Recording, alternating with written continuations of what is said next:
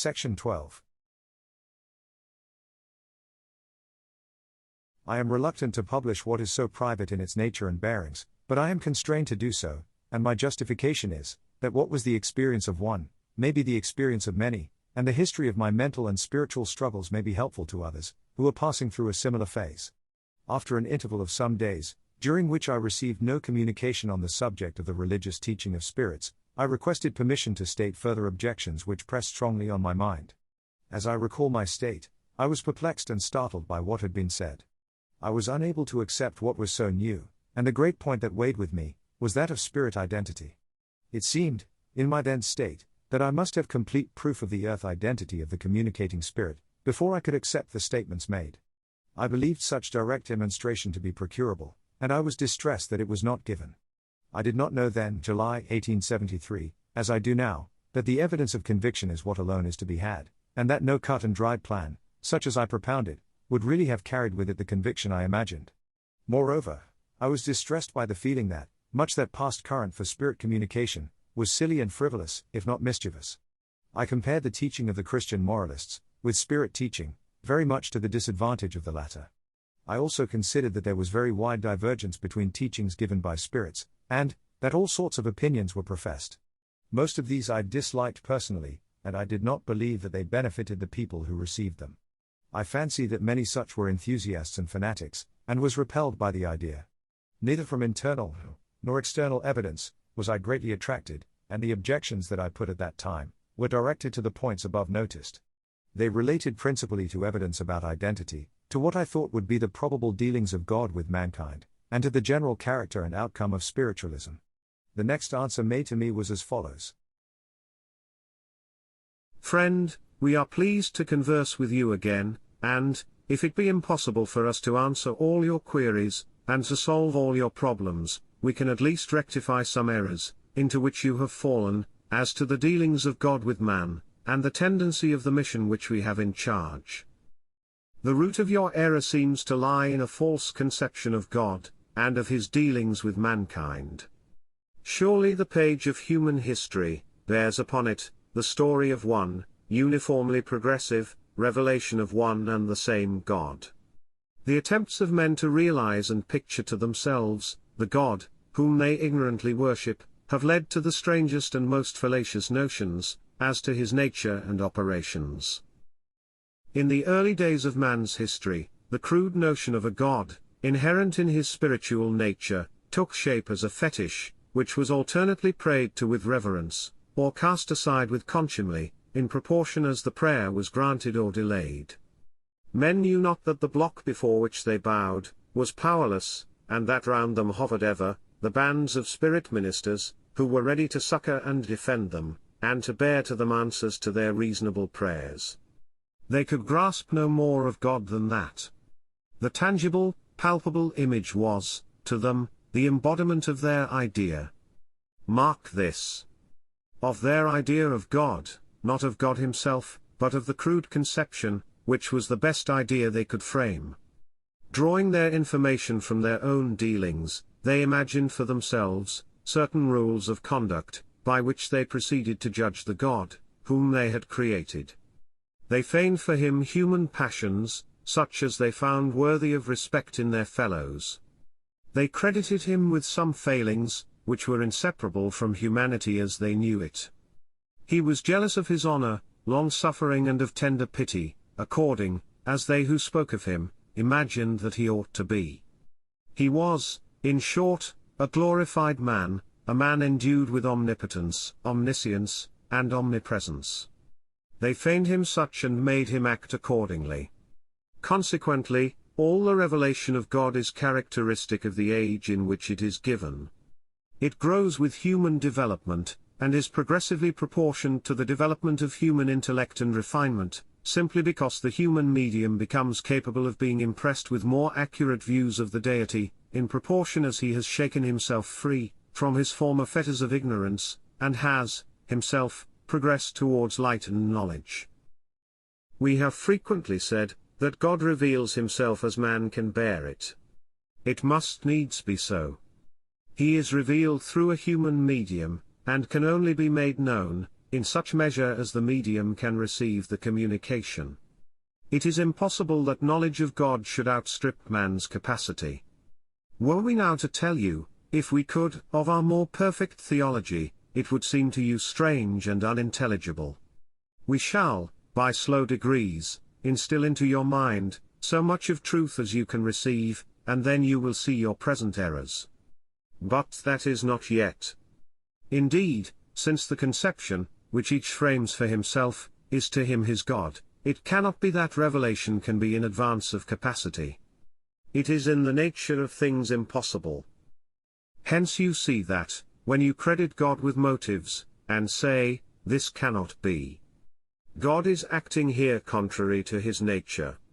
He cannot so act now, because he did not so act then. You are simply saying, my idea of God is so, and I cannot at present get another one.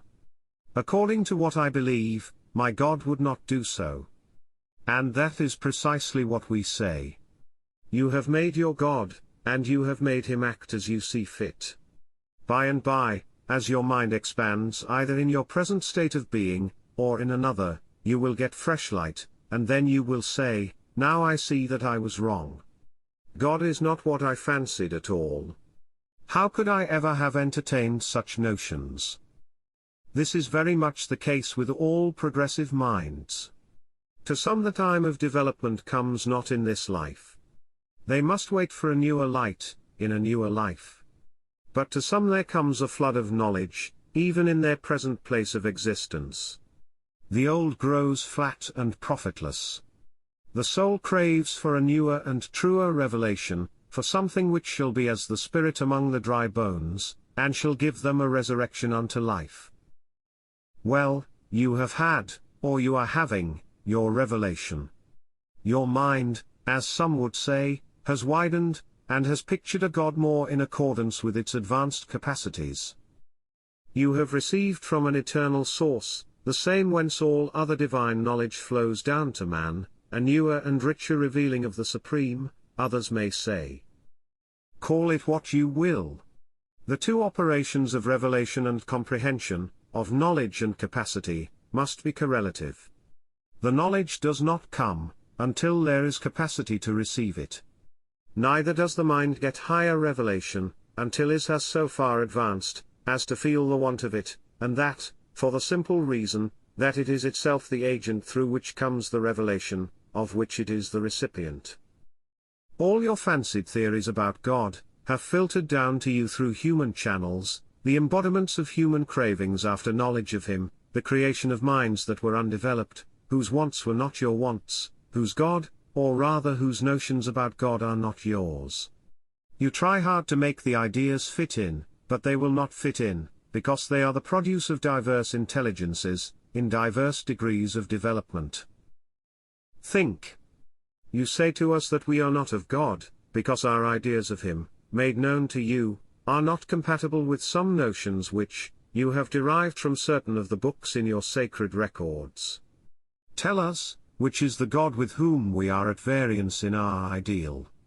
Is it the God who walked in human form with Adam, and is fabled to have wreaked direful vengeance, on the ignorant creatures who, are said to have committed, what you now see to be a very venial fault? Or, is it the God who, commanded his faithful friend, to sacrifice to him the only child of his love, as an acceptable offering? Or is it the God, who reigned over Israel as an earthly monarch, and, whose care was feigned to be devoted, to the enunciation of sanitary laws, or to the construction of a tabernacle, who went forth with the armies of Israel to battle, and issued bloodthirsty laws and regulations, for the extirpation of innocent, and unoffending peoples? Or is it, perchance, the God who enabled his servant Joshua, to arrest the course of the universe, and to paralyze the solar system, in order that the Israelites might revel a few hours more, in gore and carnage? Or is it rather with the God, who feigned to be so angry with his chosen people, because they wished for a visible monarch, that he visited upon them, an elaborate revenge, extending over many hundred of years? Or, with which of the gods of the prophets are we at variance? With Isaiah's God, or with Ezekiel's? or with the lugubrious deity that Jeremiah's morbid mind imagined, or with David's divinity, half father, half tyrant, cruel and yielding by turns, always inconsistent and irrational, or with Joel's, or with John's, or with Paul's Calvinistic conception, imagined and painted with horrid fantasies of predestination, and hell, and election, and a dreamy, listless heaven. Are we at variance with Paul, or John, or Jesus? But there is no need to press the fact that revelation has always been proportioned to man's capacity, and colored by man's mind. The idea of God has been, throughout the ages, the conception, more or less vivid, of those who have been the media of revelation. The implanted idea has taken form and shape from the mental surroundings of the medium through whom it was given. Such portion of truth as the teachers have been able to impart, has been molded by the spirit of the medium, into an individual shape. To none has complete truth been given, only so much of truth, such aspect of truth, as was necessary for a particular age and people. Hence it is, that the conceptions of God, such as those we have now alluded to, are various and divergent. Of course, we and our God are not Joshua and his God, neither are we Paul and his God, though we challenge comparison, between the God we know and reveal, and that God who was dimly shadowed forth to a people that knew him not, by him who knew him best, and lived nearest to him, the man Christ Jesus. He had received conceptions of deity, far clearer than any which his followers have grasped. His religion was simple, plain, and earnest. His theology was equally plain. The cry to our Father who art in heaven, how widely does it differ from the elaborate dissertations on theology, in which the Supreme is first informed of the character which man has assigned him, and then is requested to act up to it, with especial reference to the wants, or fancied wants, which the ignorant worshipper puts forward. God. Ye know him not? One day, when the Spirit stands within the veil which shrouds the spirit world from mortal gaze, you shall wonder at your ignorance of him, whom you have so foolishly imagined. He is far other than you have pictured him. Were he such as you have pictured him, were he such as you think, he would avenge on presumptuous man, the insults which he puts on his Creator. But, he is other, far other than man's poor grovelling mind can grasp, and he pities and forgives the ignorance of the blind mortal, who paints him after a self-imagined pattern. He blames not the ignorance. That is no shame, so it be not wilful. But he blames the folly, which hugs a low conception of him, and will have no light let in on the dark and musty temple, in which the idol is enshrined. He blames the lovers of darkness, the haters of light, who cling to the undeveloped fancies of the past, and can see no beauty in the simple moral grandeur of the God whom Christ revealed, but must needs graft on to that noble conception the anthropomorphic fancies of previous unenlightened ages. Of such, there are not a few who cannot receive higher teachings yet. But of such are not you. When you rashly complain of us, that our teaching to you controverts that of the Old Testament, we can but answer that, it does indeed controvert that old, and repulsive view, of the good God which made him an angry, jealous, human tyrant, but that it is in fullest accord with that divinely inspired revelation of himself, which he gave through Jesus Christ, a revelation, which man has done so much to debase, and from which the best of the followers of Christ, have so grievously fallen away. If there be naught in what we say of God, and of man's afterlife, that commends itself to you, it must be that your mind has ceased to love the grander and simpler conceptions, which it had once learned to drink in. It must be that the machinations of the adversaries have availed to reach your spirit, and that the dark edge of that cloud, which they have interposed between your world and its God, is resting with baleful influence upon you. We pray that we may be permitted to raise it, and to pour into your soul once more, the beams of enlightenment and peace. We do not fear that any permanent harm will rest with you. Nor do we regret that you should try the foundations on which your knowledge rests. It will not be wasted time to do so. Cease to be anxious about the minute questions which are of minor moment. Dwell much on the great, the overwhelming necessity for a clearer revealing of the Supreme, on the blank and cheerless ignorance of God and of us, which has crept over the world, on the noble creed we teach, on the bright future we reveal. Cease to be perplexed by thoughts of an imagined devil. For the honest, pure and truthful soul, there is no devil or prince of evil such as theology has feigned. Evil comes not nigh him, the adversaries flee from his presence, and the powers of evil are powerless before him. He is guarded around by angel guards, ministered to by bright spirits, who watch over him and direct his footsteps.